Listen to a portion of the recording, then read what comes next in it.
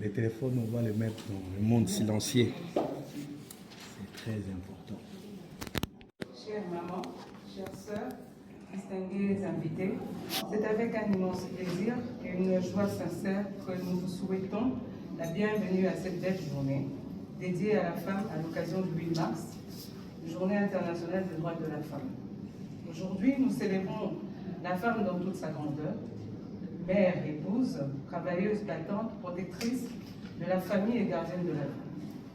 En même temps, rendons un hommage particulier à la femme congolaise, car dans notre chère République démocratique du Congo, plusieurs femmes continuent de souffrir en silence, victimes de violences sexuelles, de discrimination, injustice et marginalisation. Cette journée est donc plus qu'une fête, c'est un appel à la conscience. Elle nous rappelle le respect et la dignité de la femme ne sont pas des choix, mais des droits fondamentaux.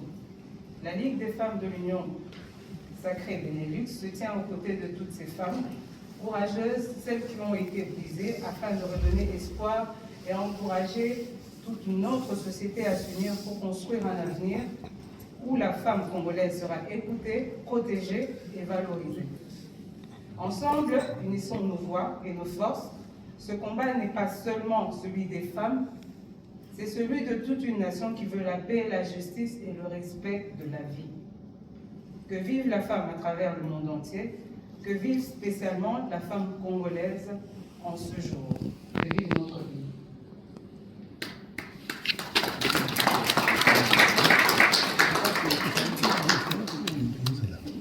Je vais demander à tout le monde de se lever parce que nous allons passer à l'hymne national.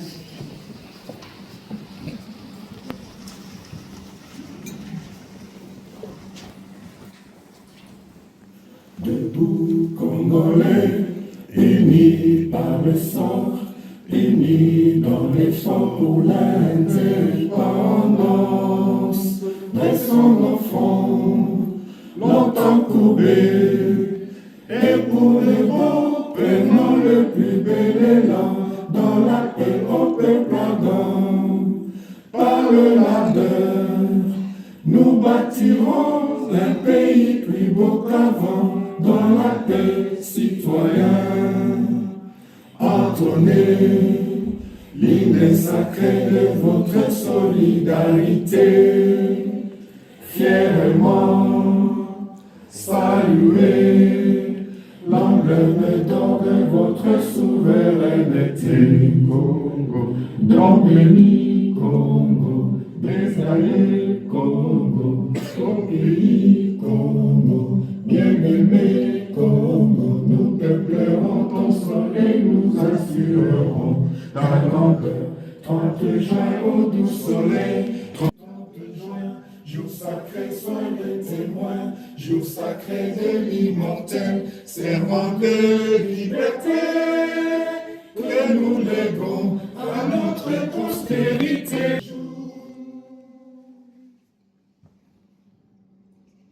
Union sacrée de la nation congolaise, artisans de l'avenir confort à l'aise, pour un Congo fort, libre et prospère, unis loin de toutes les misères, les grandeurs de la couronne est précieux, les Congos que nous ont légués nos aïeux.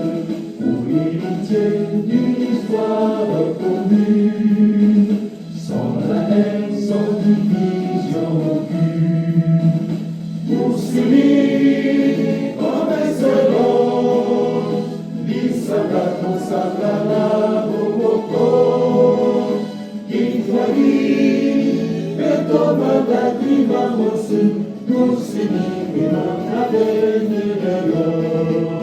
Union sacrée de la nation unissons, nos efforts pour un nouvel horizon. Au nom de toi, bâtissons l'arbitraire, prospérité sur la misère et sur la guerre. Ensemble nous sommes forts, invincibles, tous réunis, plus rien n'est impossible.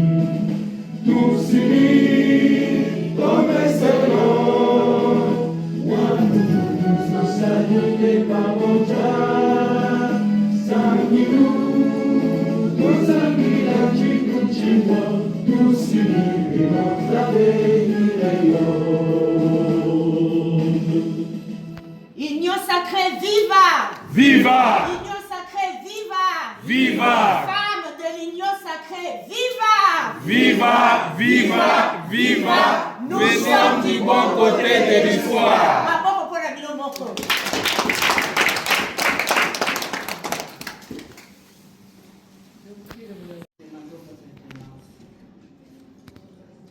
Avant de commencer, nous allons nous mettre debout pour garder une minute de silence, comme la modératrice a dit. Que nous avons des sphères. Aujourd'hui, c'est la journée des femmes, les droits des femmes. C'est mondial, cette journée, ce n'est pas souvent le 8 mars, mais nous avons voulu continuer ce mois. Mais il y a des femmes qui n'ont plus aucun droit au Congo, les femmes de l'Est, même pas les droits de vivre. Nous voyons dans les réseaux sociaux comment les femmes sont décapitées, violées, des atrocités que personne n'aimerait vivre. Alors, à l'honneur, en mémoire de toutes ces femmes, mais ce n'est pas seulement au Congo, mais dans le monde, nous suivons les actualités dans le monde entier. Les femmes sont toujours les premières victimes. Merci.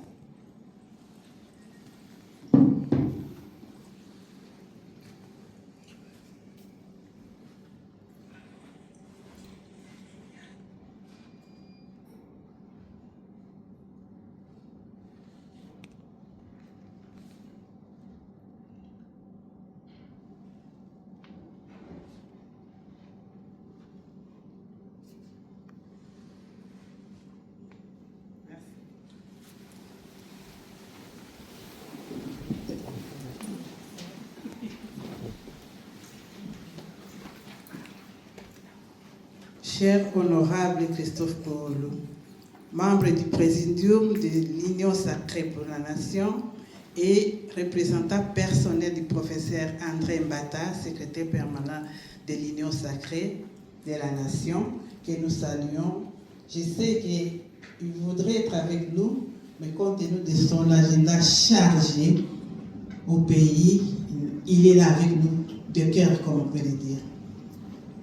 Chers camarades Papi Kitouba, secrétaire exécutif de l'Union sacrée Benelux, camarades membres de la plénière et de la coordination centrale, camarades membres de la coordination et Ligue des femmes de l'Union sacrée Benelux, mesdames et messieurs, distingués invités, à vos titres et qualités respectifs.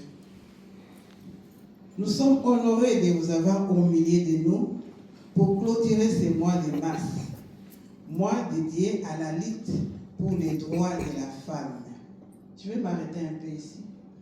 C'est dédié aux droits de la femme. Ce n'est pas une journée festive.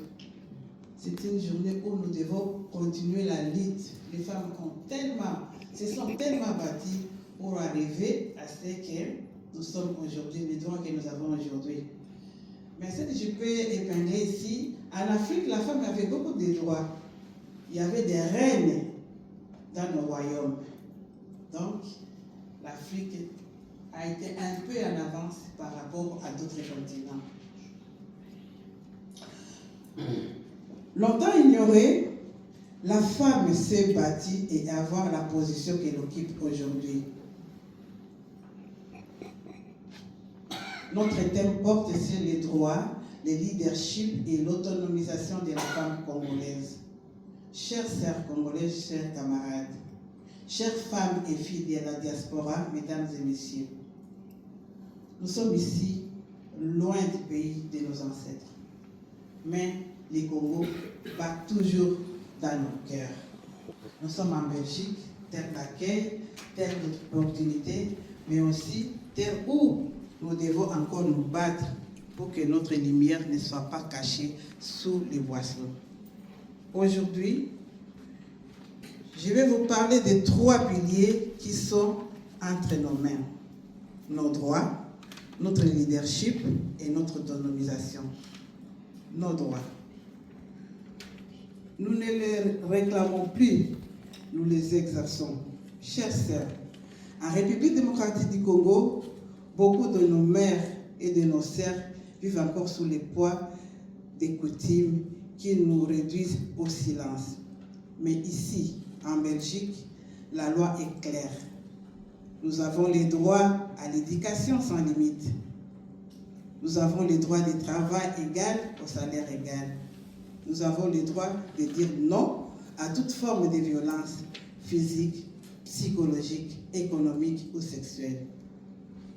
Nous avons le droit de vote, le droit de nous présenter aux élections, le droit d'être élus.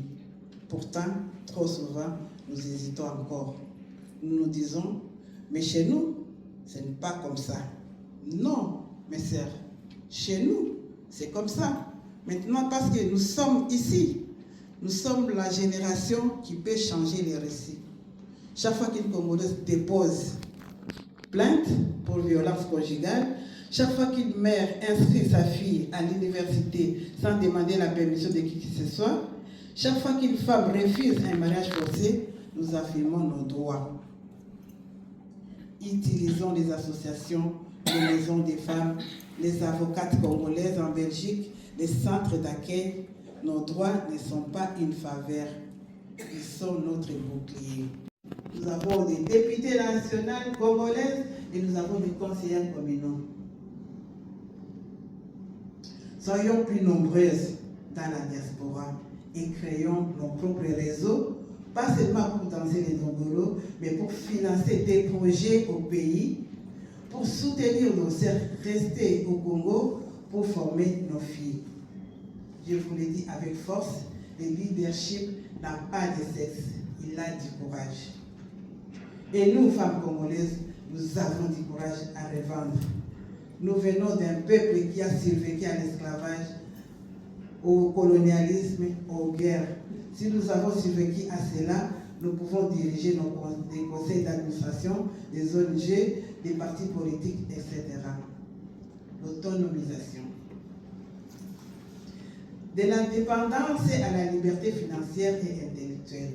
Autonomisation ne veut pas dire je n'ai plus besoin de personne. Cela veut dire je peux choisir librement. Chers sœurs, formez-vous. Il existe des formations gratuites ou subventionnées en Belgique. Langue, informatique, entrepreneuriat, leadership féminin. Lancez vos entreprises, restaurants congolais, boutiques de wax, salons de coiffure, cabinets de conseil, plateformes d'import-export, etc. Le marché est là. Créez des réseaux de solidarité. Les femmes congolaises, solidaires, Maman Africa Business, diaspora congolaise au féminin. Éduquez vos enfants, surtout vos filles, dans l'indépendance. Qu'elles sachent que leur valeur ne dépend pas d'un homme, mais de leur cerveau et de leur détermination. Et surtout, soutenez-vous, soutenons-nous entre nous. Quand une sœur réussit, applaudissez-la au lieu de la jalousie. Quand une sœur tombe, relevez-la au lieu de la critiquer. C'est cela la vraie autonomisation. Une chaîne de femmes qui se tiennent vers le haut. Mes chers camarades, chères sœurs, les Congo de demain se construit aussi ici en Belgique. Chaque diplôme que nous obtenons, chaque entreprise que nous créons, chaque voix que nous élevons dans les instances belges, chaque euro que nous envoyons au pays pour scolariser une fille, tout cela est une brique pour un Congo plus juste. Je vous lance aujourd'hui un défi, d'ici un an, que chacun de nous ait posé au moins un acte concret, inscrire une fille à une formation de leadership, créer ou rejoindre un réseau d'entrepreneurs congolaises, se présenter à une élection locale ou simplement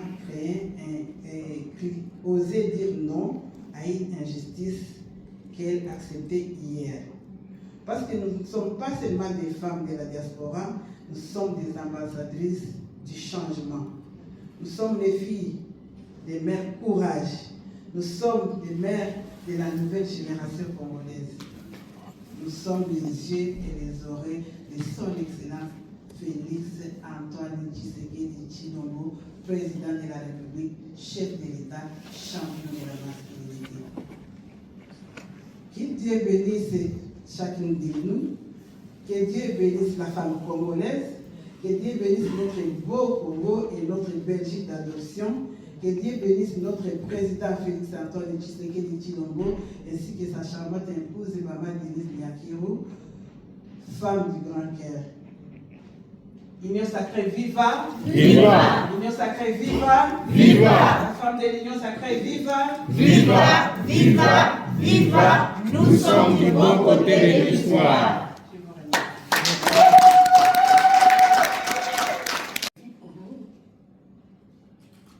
Elle me dit, j'ai dit, quelles font les femmes de doctorat? Chez nous, là, la mire, c'est Pibli Namir. Donc, tu vas mettre, je n'ai pas besoin de micro.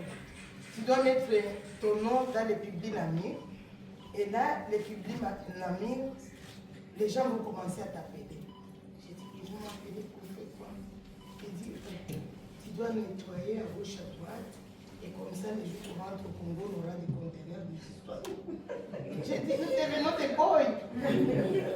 Elle me dit, mais c'est tout ce que les femmes des doctorants font. J'ai dit, déjà, j'ai difficile à nettoyer mon appartement. Et j'ai dit, moi, psychologiquement, ça va me perturber. Je ne me vois pas nettoyer les maisons du plan. Elle me dit, c'est comme ça.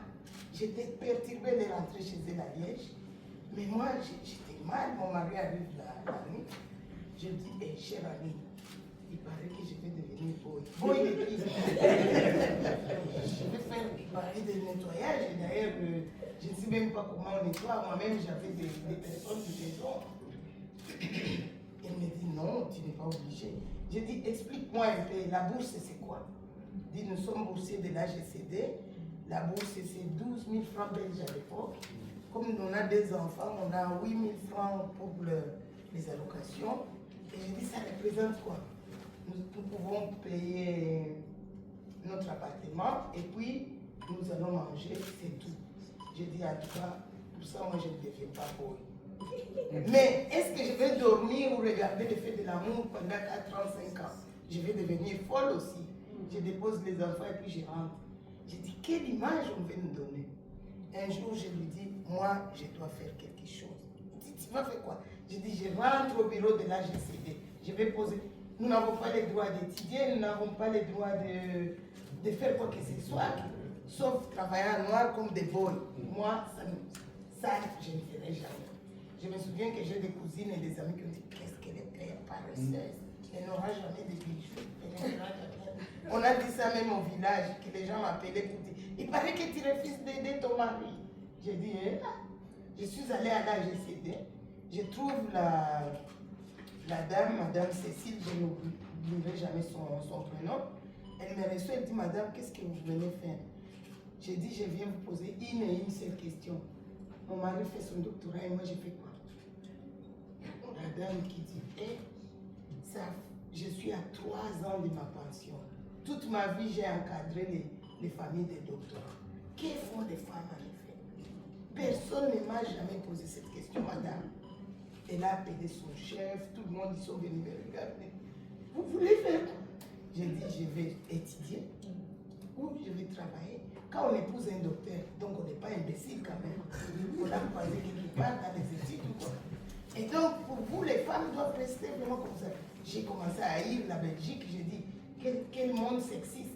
Si nous travaillons comme des boys, quelle image on va donner à nos maris? Et puis, pourquoi ne pas profiter de tout ce qu'on voit autour de nous? Bref, moi, j'ai obtenu à étudier, j'ai même mis la bourse de la communauté française, je suis sortie infirmière psychiatrique.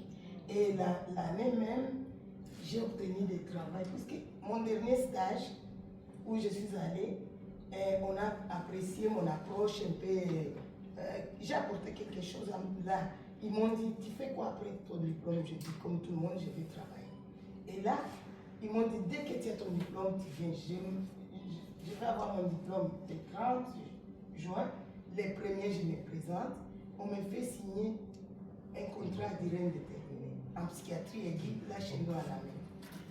Je commence à travailler. 2 mois après, les services RH m'appellent. Je dis, madame, je dis quoi? Nous nous sommes trompés. Vous êtes trompés comment? Je ne suis pas efficace. Non, on adore ton boulot, mais tu n'as pas le droit de travailler en Belgique. Je dis quoi?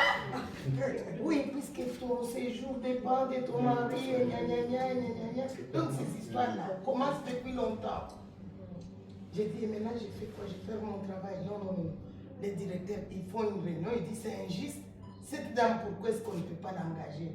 Donnez-nous toutes les conditions. Bref, ma direction va s'arranger pour que je continue à travailler. Donc, j'ai compris une chose. En Belgique, on peut ouvrir les portes. Il ne faut pas avoir peur.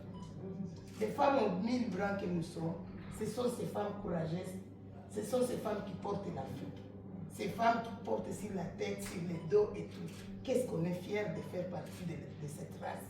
On ne doit jamais s'arrêter, on doit toujours se tenir debout. Donc ça, c'est une étape de ma vie. Donc, comme elle a dit, moi j'ai toujours refusé de cuisiner dans des casseroles pourries. J'ai toujours voulu... J'ai dit, nous sommes les mêmes, nous sommes des princesses. Nous, si moi je ne me donne pas une porcelaine de Chine, qui va me la donner hein? J'ai dit, quand je viens chez toi, tu dois me servir comme il faut. Moi, je ne mange pas dans les jours. J'étais comme ça. Soit, mais avec ça, j'ai aidé beaucoup de femmes que j'ai croisées pour dire, vous pouvez étudier. Il ne faut pas accepter s'économiser là. Nous sommes des femmes de doctorats, mais nous pouvons aussi faire d'autres doctorats. Tu vois? Et donc, j'ai une vie facile, j'avais toujours mes voitures, j'avais tout ce que je voulais. Jusqu'à 98, puisque je viens de l'Est du Congo. Là, je prends, après le génocide du Rwanda, là, j'ai dit, mes enfants, l'aîné à 12 ans. Ma fille, que j'ai été accouchée à Bukavu, j'ai dit, avec ces guerres, donc on ne va plus retourner chez nous, nous sommes coincés.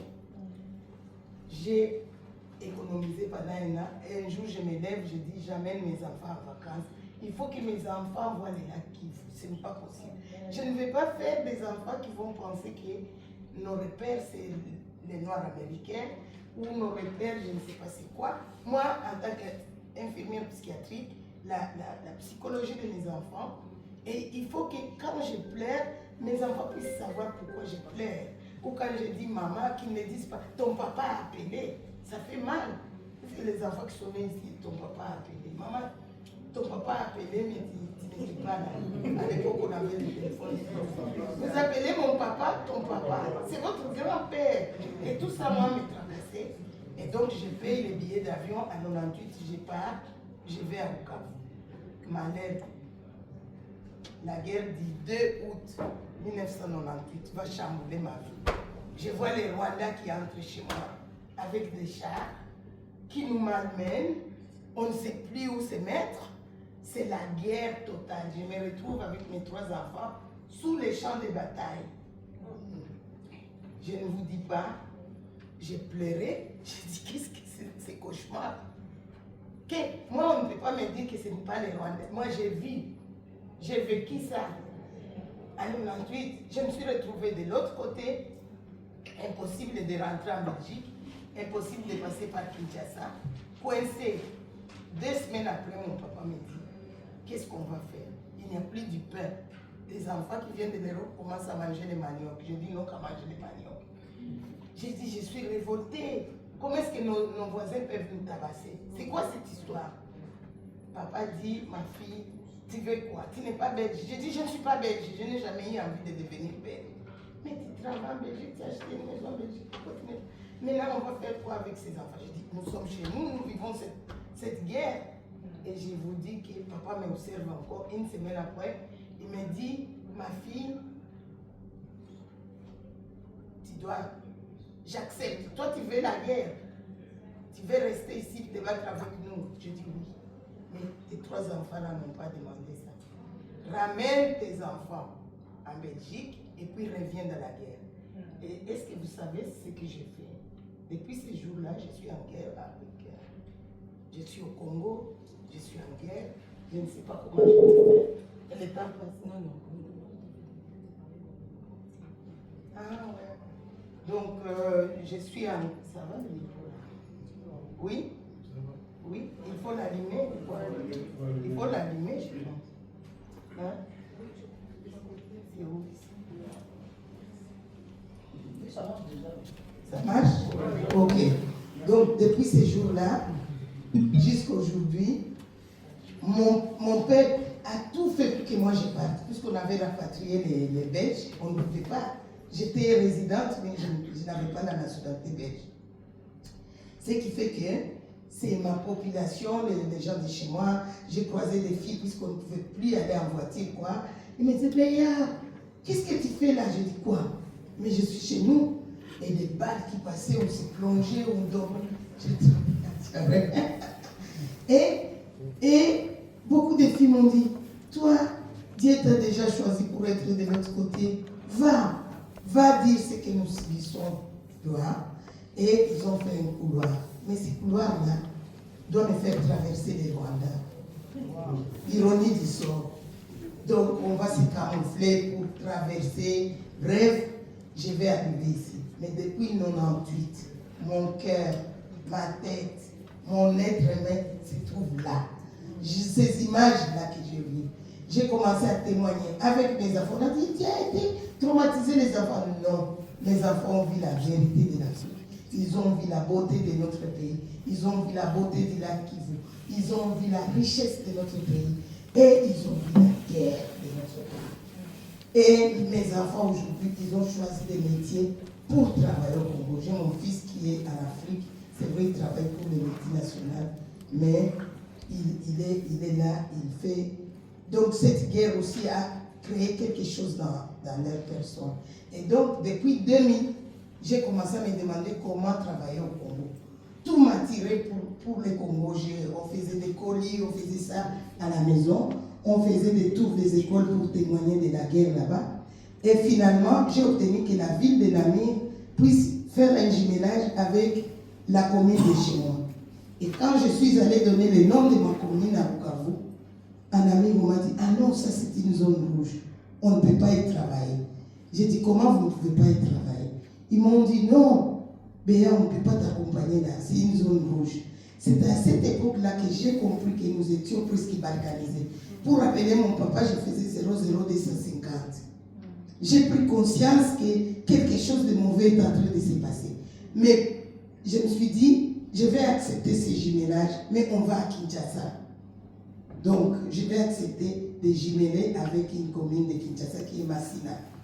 Et jusqu'à aujourd'hui, la commune de Massina est jumelée avec la capitale wallonne. Et il y a beaucoup de choses qui s'y passent. Il m'a fallu 8 ans, donc 10 ans après, pour que je parte maintenant à Bukavu. Donc, je vais rentrer chez moi 10 ans après les coups que j'avais eu là. Et j'ai dit au revoir aux gens de Massina et je suis là. Là-bas, en attendant, donc en 2007, avec toute cette expérience, j'ai trouvé qu'on récupérait mes actions, puisque les politiques, PPRD, les autres, tout le monde récupérait. On a créé donc la caravane pour la paix et la solidarité. C'est un outil de travail, c'est une machine de guerre. C'est quelque chose qui nous pousse à bien travailler. Et quand on a fait les statuts, on a dit, on travaille au nord, comme on travaille aussi au sud. Au nord, nous nous occupons de l'accueil des femmes migrantes, mais de toutes les nationalités. C'est-à-dire qu'on a 2 bureaux à Namur où on accueille les femmes et où on gère tout ce qu'ils peuvent avoir comme problème. On s'est allié à la politique belge, c'est-à-dire qu'on répond comme société civile. On fait des cours de citoyenneté, on fait l'accompagnement social, on milite pour l'interculturalité et l'accompagnement juridique. Au sud, chez nous, on a mis le focus sur les femmes aussi. Et là, on est dans l'agriculture, l'élevage, le microcrédit et la santé. On a pu équiper des centres de santé de ma commune. On a jumelé donc ma commune natale. Il y a des drapeaux du Congo qui sont à Namur, sur les ponts de Namur. C'est grâce à tout ça. Mais là, sur place, on aide les femmes à faire des micro-coopératives. Avec vous savez ce que c'est avec. C'est une forme de microcrédit. Par exemple, ce matin, j'ai envoyé de l'argent. Par exemple, 20 femmes vont se mettre ensemble et ils vont se partager 1000 euros ou 2000 euros. Et puis chaque semaine, ils se rencontrent pour faire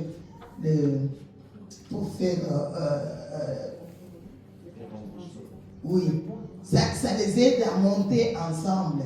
Donc, pour le moment, grâce à la Belgique, toujours, j'ai pu construire un centre pour les femmes, j'ai pu construire une guest house, et là les femmes se rencontrent une fois par semaine, et ils regardent qui a fait les économies, qui a fait ceci, et à chaque fois je vais augmenter le capital d'après l'argent que je parviens à avoir à gauche, à droite dans mes filières.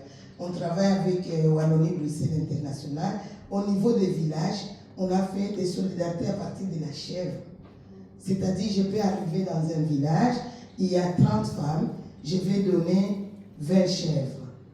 Mais on va faire une leçon de démocratie aussi. Donc, on va faire des tirages au sort. Parce que quand on va arriver, je peux avoir 200 femmes autour de moi, mais j'ai seulement 20 chèvres. Comment les distribuer sans provoquer la guerre? Donc, grâce à des petites leçons de démocratie, on parvient à faire le tirage au sort. Les 20 premières femmes qui vont être tirées au sort vont recevoir leurs chèvres. Et puis, les 20 femmes qui ont reçu leurs chèvres vont aller tirer au sort la personne à qui ils donneront une chèvre quand la chèvre va faire un petit. Et alors, quand tu arrives avec 20 chèvres dans un village, c'est comme si tu as donné 40 chèvres finalement. Et tout le monde est solidaire, ils ont des réunions entre eux. Et alors, ce que je fais aussi, les 20 femmes, dès qu'ils vivent vraiment leur coopérative comme il faut, je loue des terres pour qu'ils puissent faire l'agriculture. On va louer 1 hectare de terre pour mettre à leur disposition. Et à ce moment-là, ce qu'ils récoltent, ils partagent.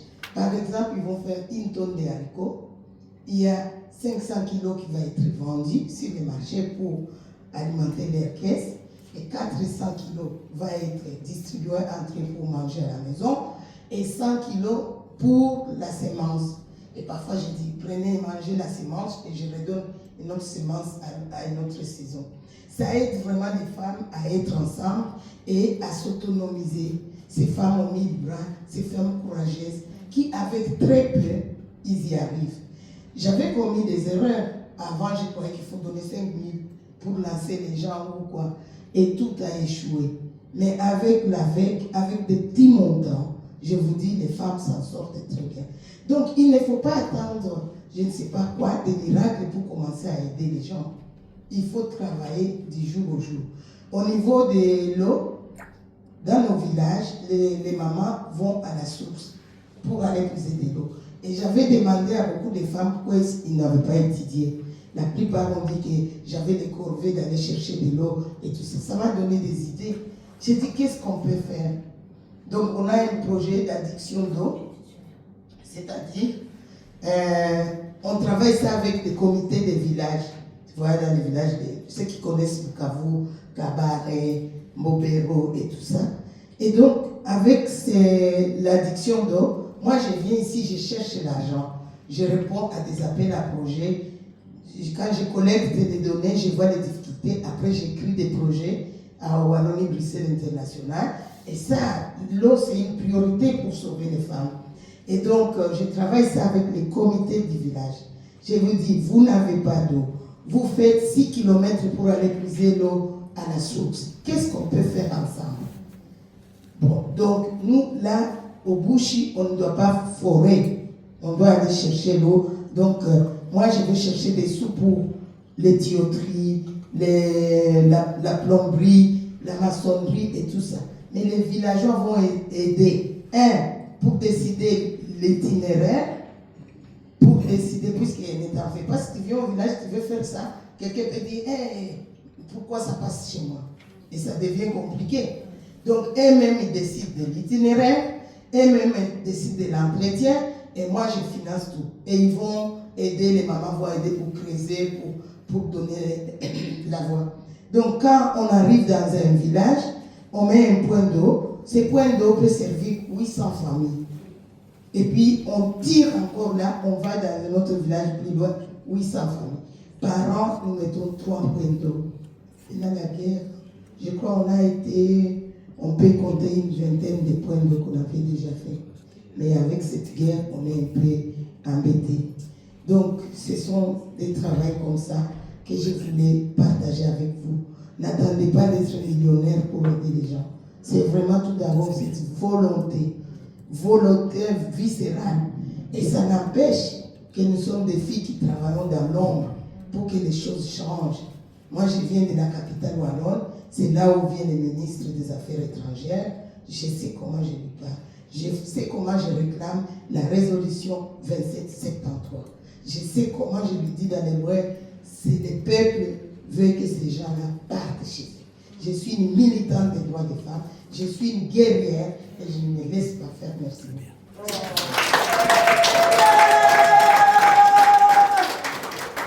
Union sacrée, viva! Viva! Union sacrée, viva! Viva! Femmes de l'Union sacrée, viva! Viva! Viva! Viva! Nous sommes du bon côté de l'histoire.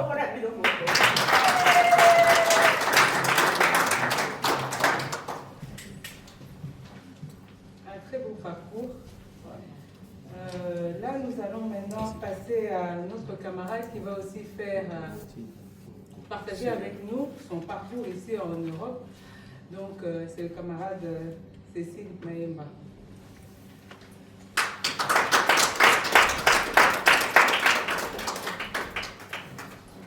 Union sacrée, viva! Viva! Union sacrée, viva! Viva! Femmes de l'Union sacrée, viva! Viva! Viva! Viva! Nous sommes du bon côté de l'histoire.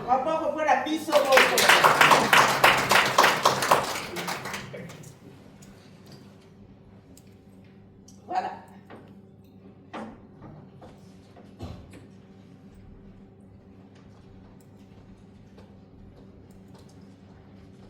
Allô?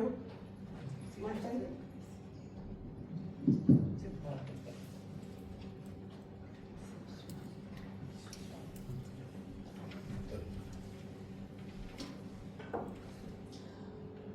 Honorables membres du Présidium de l'Union sacrée de la Nation, représentants personnels du secrétaire permanent de l'Union sacrée, le professeur André Mbata,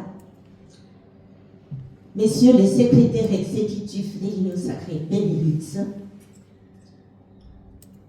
camarades, membres de l'Assemblée générale de l'Union sacrée Benelux,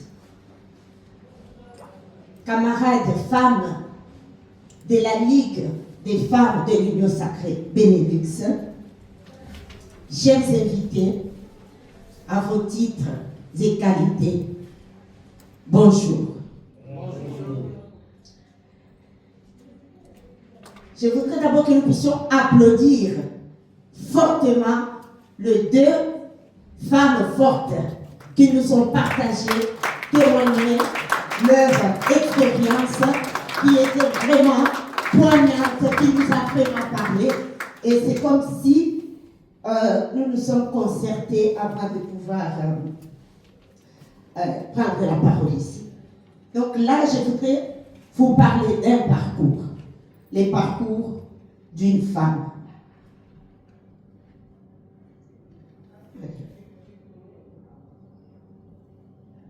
Excusez-moi.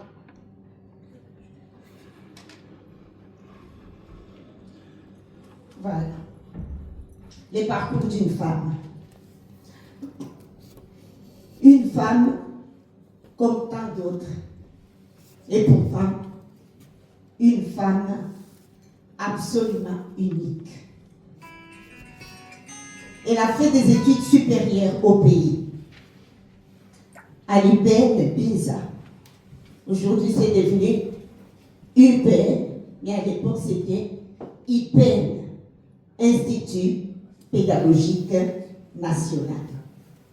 Elle avait des rêves, des ambitions, une vision. Puis un jour, elle est partie en Belgique.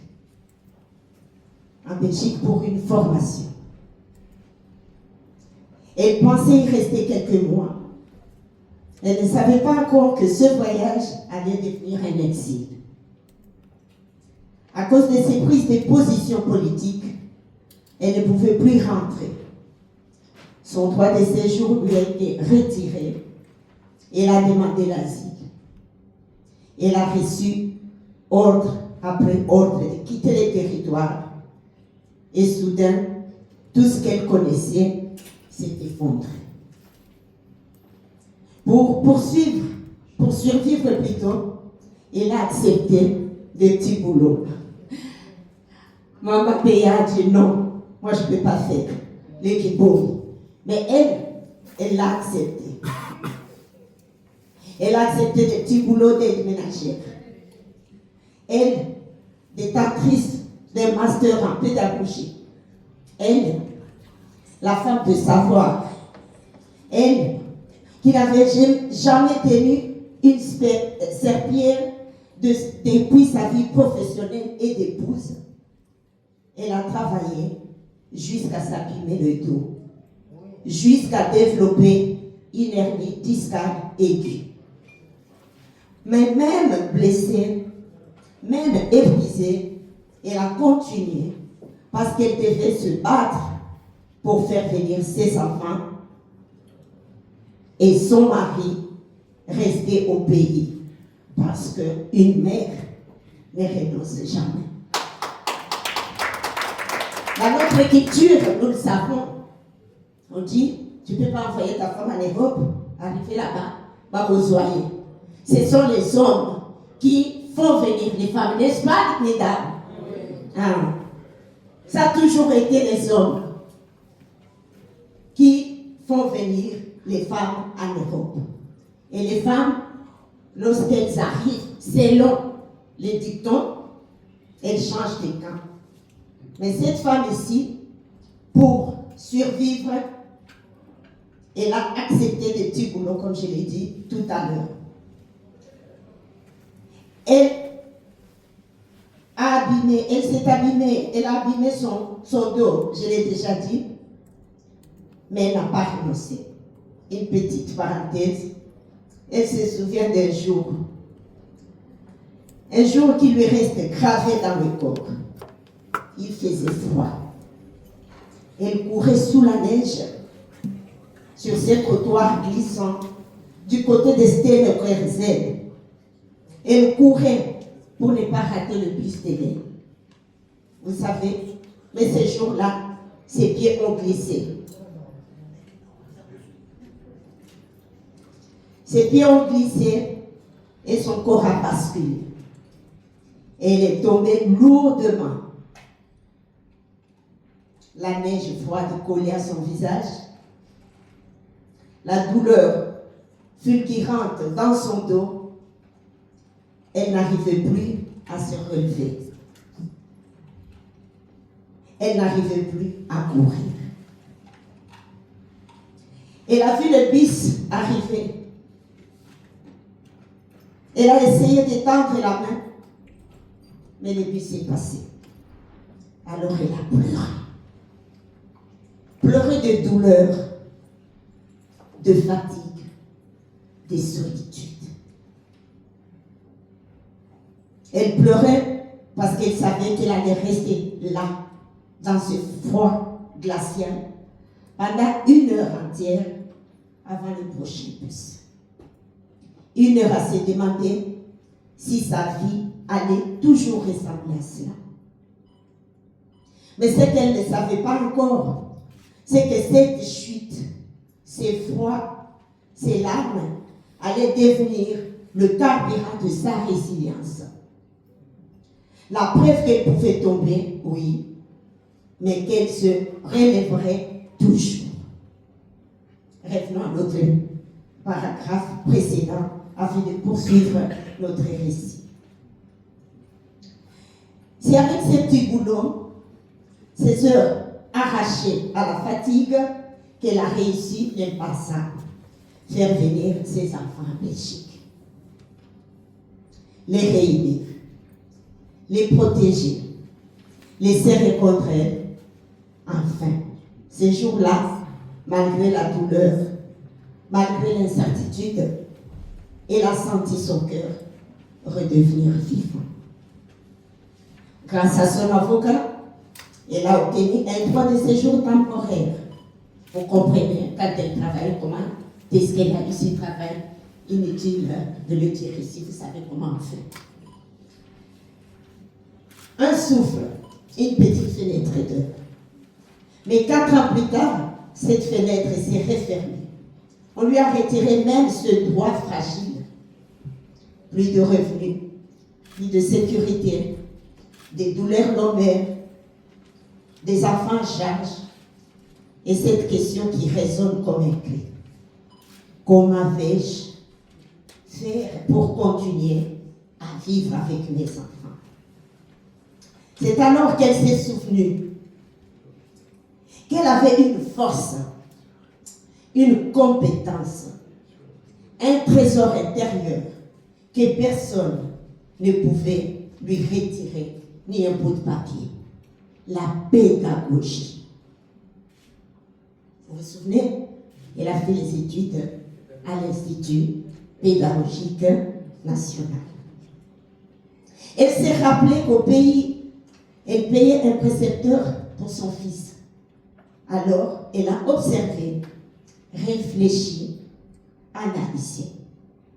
Elle a proposé ses services aux femmes de son église. La nouvelle s'est répandue comme une bonne odeur dans une maison. Très vite, 10 enfants avaient besoin d'elle. 10 enfants qu'elle a accompagnés avec amour, rigueur et excellence. Et pour la première fois, depuis longtemps, elle a respiré. Elle gagnait plus que le revenu qu'on lui avait retiré, ses revenus d'intégration appelés communément le CEDES. Mais surtout, elle regagnait confiance en elle. Sa réputation a grandi. Qu'une association l'a contactée. Elle a commencé à enseigner l'alphabétisation, le français langue étrangère et à faire la remédiation scolaire. Toujours sans papier. Elle était tellement compétente que son employeur, sa directrice, refusait de la laisser partir malgré son séjour irrégulier. De bénévole, elle est devenue vacataire, c'est-à-dire quelqu'un qu'on paye à l'heure. À l'époque, c'était, je crois, c'était quelque chose comme ça. Et des vacataires, coordinatrice pédagogique, parce qu'elle avait à elle la pédagogie. Sans contrat, mais avec une valeur que personne ne pouvait nier. Et dans ce nouveau souffle et dans cette renaissance, elle a accompli un autre miracle. Elle a fait venir son mari à l'Europe. Oui. Même à ses jours irréguliers, même dans l'incertitude, elle a su construire sa famille. Parce qu'une femme forte ne se définit pas par un petit bout de papier belge, mais par sa détermination à garder les siens d'époux. 5 ans plus tard, elle a enfin obtenu un titre de séjour. Elle a compris qu'une femme forte n'est pas seulement celle qui survit, c'est celle qui se perfectionne, celle qui devient experte dans son domaine, celle qui transforme sa douleur en puissance. Elle s'est spécialisée dans la pédagogie de projet. Elle a obtenu le brevet de coordinatrice en Wallonie-Bruxelles. Elle a construit des partenariats avec des écoles primaires et secondaires. Elle a participé à des projets de jumelage, comme l'a dit maman Béa, des jumelages nord-sud sur le droit de l'enfant et du jeune. Et puis, elle a décidé de revenir vers son pays, pas physiquement, pas encore, mais par la compétence, par la transmission, par la reconstruction. Elle a ouvert sa propre boîte de consultance en pédagogie de projet, où elle forme et accompagne les écoles privées de l'RDC.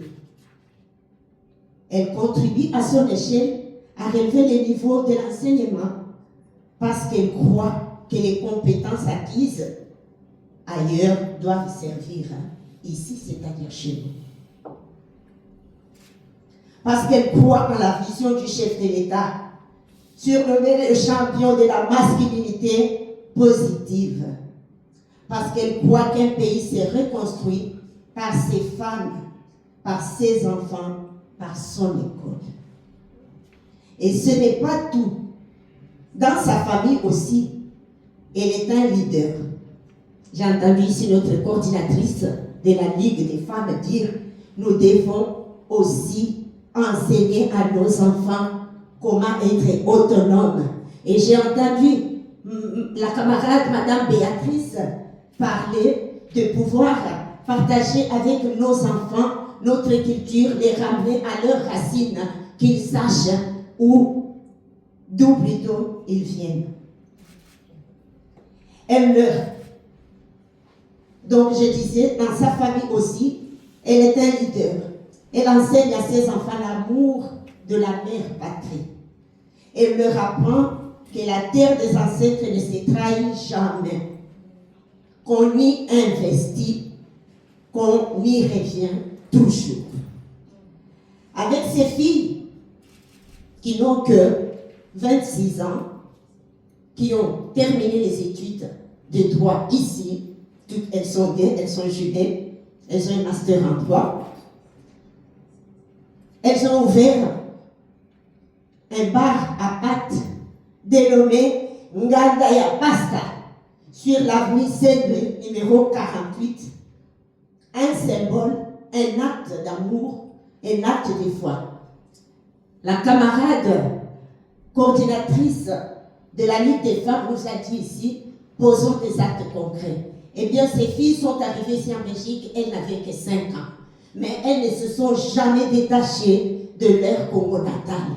À 26 ans, elles sont là. Pendant que je vous parle, il y a une qui est là, qui a fait l'inauguration de Sengata Pasta. Honorable, le représentant du professeur André Mbata, vous qui êtes du pays, si vous avez le temps, faites un petit tour. Une manière de soutenir les initiatives de nos enfants. Dans la pasta, j'ai ramené quelques flyers ici que je pourrais vous partager après. Donc je disais avec ces filles, elle a ouvert un bar à pâtes. Vous vous rendez compte que même les personnes qui disent mais c'est quoi les pâtes? Parce que là-bas chez nous, on appelle ça spaghetti. Et elles ont innové. Elles n'ont pas ramené des spaghettis connus là-bas, elles ont ramené d'autres modèles formés de pâtes qu'elles font la carbonara, plein avec plein de sauces. Et les gens qui viennent, c'est quoi? Est-ce qu'on peut goûter? Donc l'inauguration s'est faite le samedi dernier. Et ce samedi-ci, ça sera une semaine depuis que c'est ouvert et elle rentre déjà. Et donc, elle a su donner du travail à 3 personnes, à 3 autres jeunes. Donc nous disons au Congo, il n'y a pas de travail. Il faut être de la famille pour avoir du travail. Même nous ici, à notre petite échelle, nous pouvons faire quelque chose. Ces filles-là qui n'ont que 26 ans ont pu donner du travail à 3 autres jeunes qui vont travailler là-bas. Donc c'est vraiment un exemple à suivre pour nous qui sommes ici par rapport à nos enfants restés au pays. Cette femme n'est pas un personnage de roman, elle existe. Elle vit, elle se bat, elle avance. Et ce soir, en l'écoutant, nous comprenons une vérité simple. Reconstruire un pays commence toujours par reconstruire une femme. Je m'appelle Cécile Mayembe et non Mayemba. Vous avez reçu les programmes Mayemba. Photo na papa honorable.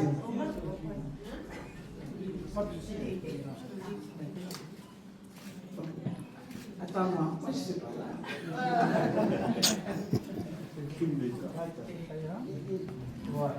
Je sais pas même.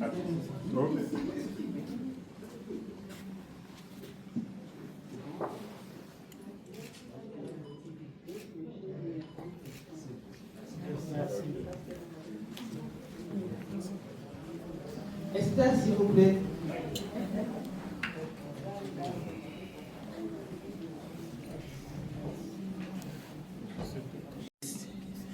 En ces mois de commémoration des droits de la jeune fille et de la femme, nous, les femmes de l'Union Sacrée Benelux, élevons nos voix pour exprimer notre compassion envers toutes les femmes qui subissent encore aujourd'hui des violences sexuelles de tout genre aussi dans la zone de guerre et partout en RDC.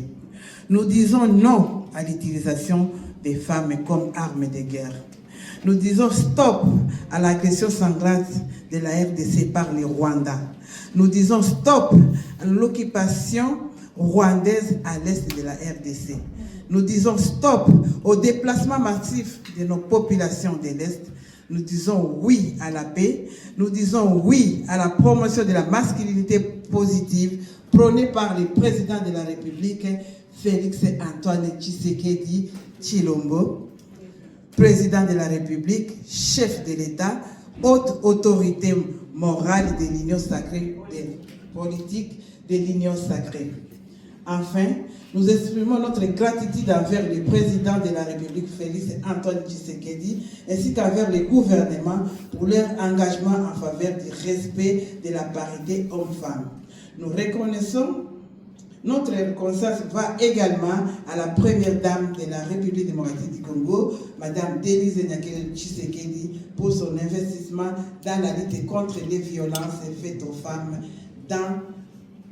en République démocratique du Congo, surtout à l'est du pays. Je vous remercie. Tous les pays du monde ont envoyé une délégation là-bas. Je vois même ces pays. Et nous sommes allés jusqu'à Mwenga, voir là où on a enterré 15 femmes vivantes. Vous arrivez, vous avez la chair de poule. Vous ne dormez plus, on est debout depuis ces jours-là. Et ici, quand la guerre a éclaté, on est encore mal. J'étais avec elle. Ok, merci beaucoup. Cette fois-ci, nous avons fait ici à Bruxelles. Mais le Luxembourg, préparez-vous. La Hollande, préparez-vous. C'est une tournante. Ce n'est pas seulement dans une salle, mais aussi nous pouvons sortir, aller crier jusqu'à ce que les Rwandais quittent le Congo. Bonsoir à nous tous. Ça, les gens en ligne, hein? Alors que chargé à mobilisation à Zalia. Union sacrée, viva! Viva! Union sacrée, viva! Viva! Union sacrée, viva! Viva! Viva! Viva! Nous sommes du bon côté de l'histoire. Merci. Merci, ma maman. Avant na Zomanoba, nalingi tozana mokonzi na kubana na ye kasi tolobaki bo secrétaire permanent lobi ba slogan ezali ça dépend ya mboka na mboka. Ça dépend ya section na section. Awa na Benelux toza pe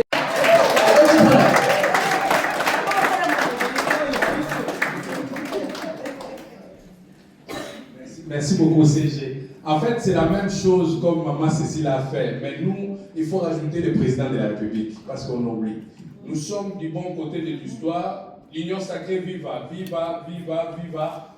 Félix Tshisekedi, président de la République, chef de l'État. Nous sommes du bon côté de l'histoire.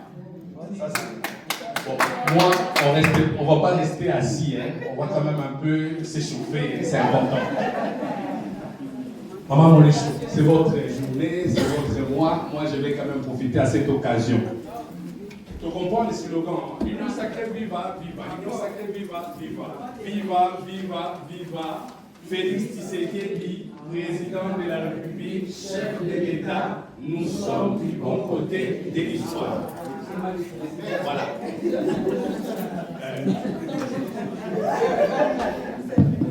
Union sacrée, viva! Viva! Union sacrée, viva! Viva! Union sacrée, viva! Viva! Viva! Viva! Félix Tshisekedi, président de la République, chef de l'État, nous sommes du bon côté de l'histoire. Puisque nous avons, on peut être du bon côté de l'histoire sans être du bon avec une personne qui est bon. Donc, le bon côté là, c'est au côté du président. Merci beaucoup. C'est ce qui nous manquait. Allez-y. Merci beaucoup. Maman Cécile, venez un peu parce que c'est votre moi. Moi, je ne veux pas vous voler. Sinon, ça va me causer des problèmes. Bon, elle est chargée de mobilisation de la coordination des femmes. Donc, moi, je suis dans la coordination en général, en fait, centrale. Voilà. Donc, on va chauffer tous les deux. On est prêts? Prêt. C'est parti. Moi, je suis de l'autre côté, toi, tu restes ici. Union sacrée, viva! Viva! Union sacrée, viva! Viva! Chef de l'État, viva! Viva! Le président de la République, viva! Viva! Félix Antoine Tshisekedi, viva! Viva! Viva! Viva! Félix Tshisekedi, président de la République, chef de l'État, nous sommes du bon côté de l'histoire. Je vais laisser Maman Cécile aussi, comme étant chargée de mobilisation des femmes, de le faire. Moi, je vous suis. C'est parti.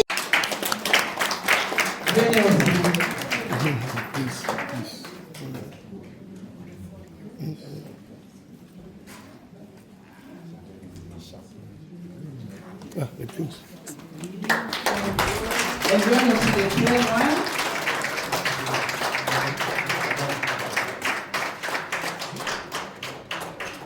On va faire rapidement la photo avec Noah, le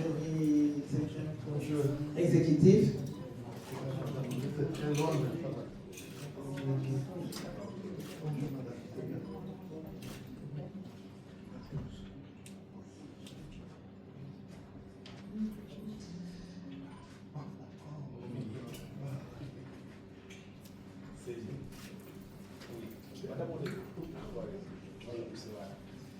Voilà, c'est la délégation des Pays-Bas. La coordinatrice doit être en route, mais je ne sais pas si elle va nous trouver, mais ce n'est pas grave. Elle est là. Elle est là? Ok, je vois. Elle est là. Voilà, Maman Lydie, c'est la coordinatrice de la sous-section des Pays-Bas. Tu vois, parce qu'il est dans le processus. On applaudit très fort. Hein? Très fort. C'est bon? Merci beaucoup. Merci beaucoup. Alors, on ne peut pas parler de Bénédicte sans parler de paix. Donc, la délégation de la Belgique. Nous sommes la coordination qui a accueilli aujourd'hui. Voulez-vous nous mettre debout? Les femmes de la Belgique. Chauffez, passez les bas. Union sacrée, viva! Viva! Union sacrée, viva! Viva! Femme de Bénédicte, viva! Viva! Viva! Viva! Félix Tshisekedi, président de la République, chef de l'État, Autorité combattre l'union sacrée, nous sommes du bon côté de l'histoire.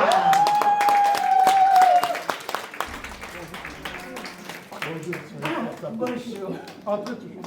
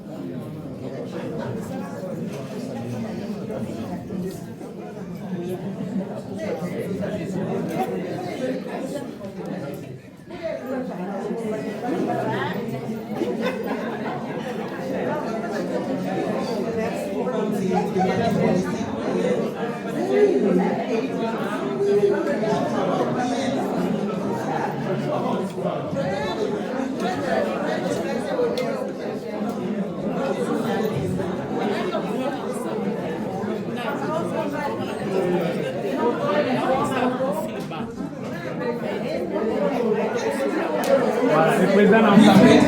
Sans faire la fin.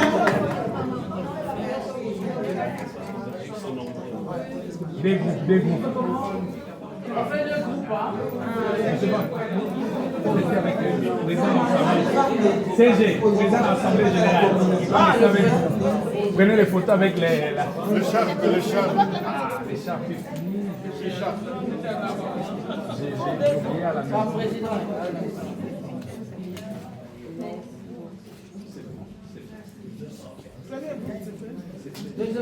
Merci. Attends, l'homme doit être au milieu.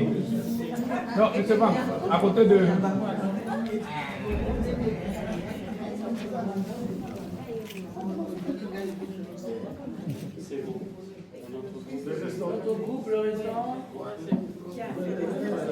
Voilà, mais souvent, doit être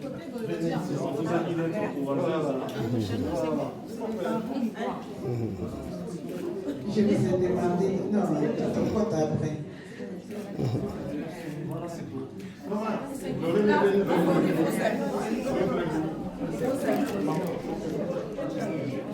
Merci ceux qui ont été photographiés. Laissez la place aux autres.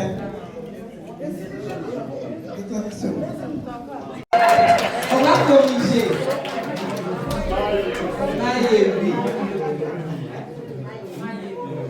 Mayembe signifie colombe.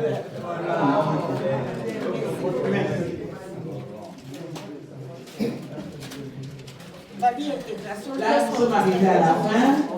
Merci à tout et chacun. Merci aux camarades, aux masculins qui sont venus nous soutenir. Ils étaient là avant nous, alors que c'est notre journée. Est-ce que vous pouvez mettre à la Merci beaucoup en tout cas. Vous êtes du bon côté de l'histoire.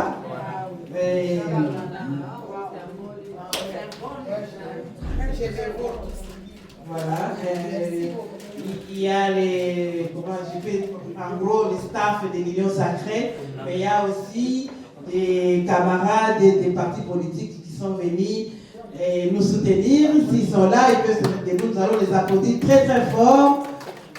Les camarades des partis politiques qui sont venus, qui ne sont pas dans le présidium, la coordination de l'Union Sacrée. Est-ce qu'il y a des camarades d'autres partis qui sont venus? Je vois là, mais même si vous ne voulez pas, vous êtes là. Hein? Ah ben voilà, merci beaucoup. Merci beaucoup. Et merci à nous-mêmes. Nous allons nous lever, nous ovationner. C'est une belle journée de maman. Nous allons lutter, nous allons continuer à lutter. Nous allons voir des femmes, non seulement ici en Belgique, mais nous allons voir au Congo aussi, des femmes aller de l'avant. Union sacrée, viva! Viva! Union sacrée, viva! Viva! Union sacrée, viva! Viva! Viva! Viva! Félix Tshisekedi, président de la République, chef de l'État, haute autorité politique de l'Union sacrée, nous sommes du bon côté de l'histoire. Pour l'organisation de ma félicitation. Merci. Je crois qu'avec votre permission, nous allons juste chanter l'hymne national pour clôturer et après, on a un petit rien. Quand on dit un petit rien, c'est un petit rien. Comme vous avez dit, ce n'est pas festif. Il y a des jours où nous ferons vraiment des soirées festives, mais aujourd'hui, nous pensons à nos sœurs qui ne savent pas manger, qui ne savent pas nourrir les enfants, qui sont dans la forêt. Je connais à 8 ans, j'ai vécu la rébellion pour les listes. C'est très dur, c'est très éprouvant. Mais là, notre président, il se bat comme un aigle pour que cette histoire-là, cette chose-là qui me suffit, parce que c'est le père de la nation, en désarroi, se termine. En tout cas, nous allons...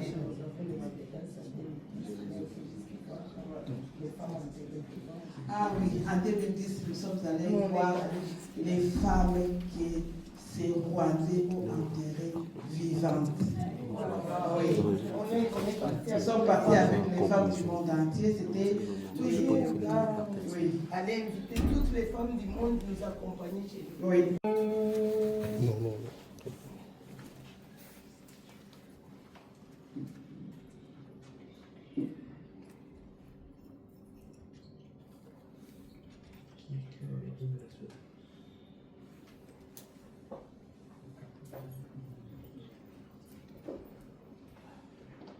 Union sacrée de la nation congolaise, artisans des navires migrants fort à l'air, pour un Congo fort, libre et prospère, depuis loin de toute misère, des tempères de patrimoine précieux, les Congos qui nous ont légué nos aïeux, aux héritiers d'une histoire commune, sans la haine, sans division aucune, tous unis comme un seul homme, l'Isama, Sandana, Bongo, Kinkoï, Bekoboda, Kimandoshi, tous unis et notre avenir union sacrée de la nation, unissons nos efforts pour un nouvel horizon. Au nom de loi, bannissons l'arbitraire, prospérité sur la misère et sur la guerre. Ensemble unis, nous sommes forts et invincibles, tous réunis, plus rien n'est impossible. Tous unis comme un seul homme, Wandugu, tous animés par Moja, Sangiru, tous amis la Chikuchima, tous unis et notre avenir est l'homme.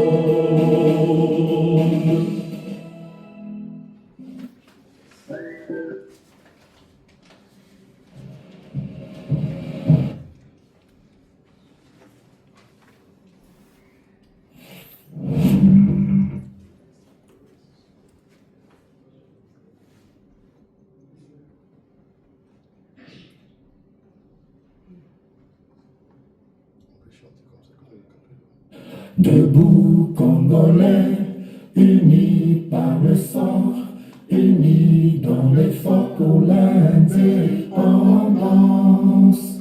Restons nos fronts, longtemps courbés, et pour le bon, prenons le plus bel élan, dans la paix au peuple ardent. Par le labeur, nous bâtirons un pays plus beau qu'avant, dans la paix citoyenne. Entonnez l'hymne sacré de votre solidarité, fièrement saluez l'emblème d'or de votre souveraineté. Dombeni Congo, des aïeux Congo, au pays Congo, bien-aimé Congo, nous peuplerons ton sol et nous assurerons ta grandeur. 30 juin au doux soleil, 30 juin du 30 juin, jour sacré sois le témoin, jour sacré de l'immortel, serment de liberté, que nous léguons à notre postérité pour toujours. Union sacrée viva! Viva! Union sacrée viva! Viva! Union sacrée viva! Viva! Viva! Viva! Félix Tshisekedi, président de la République, chef de l'État, haute autorité politique de l'Union sacrée, nous sommes du bon côté de l'histoire. Vous allez nous donner 2 à 5 minutes pour que nous puissions préparer la collation. Le temps de vous aviser, parler entre nous, de demander l'adresse à l'autre.